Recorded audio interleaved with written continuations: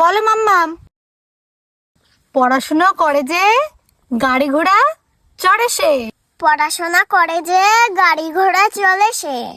শোনো মাম্মাম, ভালো করে পড়াশোনা করো, তাহলে গাড়ি ঘোড়া চড়তে পারবে। আন্টি, আপনি তো এত দূর পড়াশোনা করেছেন, তাহলে আপনি সাইকেল নিয়ে পড়াতে আসেন কেন?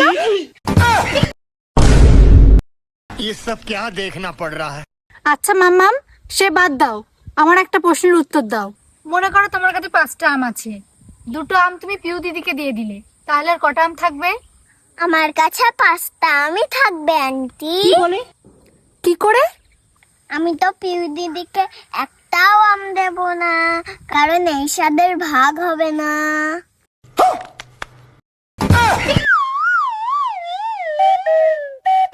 আচ্ছা মাম্মাম, এবার বলো তো তোমার বাড়ি কোথায়?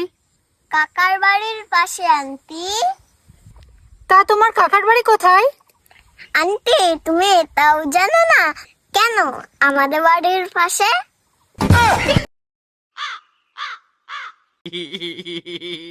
নাও, অনেক পাকা পাকা কথা হয়েছে, এবার বড় হাতের এবিসিডি গুলো তাড়াতাড়ি লিখে ফেলো।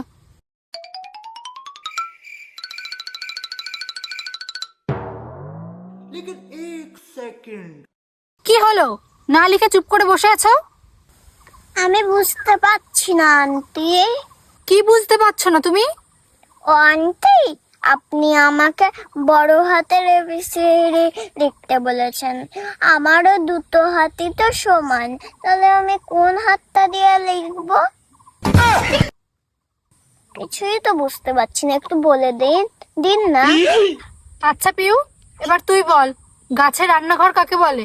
গাছের পাতাকেই গাছের রান্নাঘর বলে আন্টি।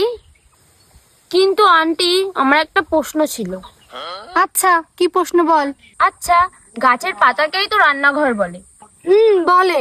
তাহলে রান্না করার সময় পাতা থেকে কেন ধোঁয়া বেরোয় না? एकदम इन्होंने वक्त बदल दिया, जज्बात बदल दिए, जिंदगी बदल दी।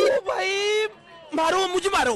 আচ্ছা আন্টি, সুইচ অফ করলে তো আলো নিভে যায়, কিন্তু নিভে যায়, কিন্তু কি?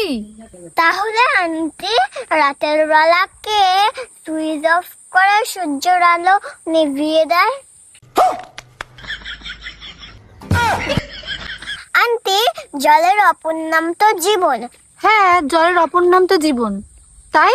তাহলে মানুষ জলে ডুবে মারা যায় কেন? উফ মাম্মাম, তুই থামবি? আন্টি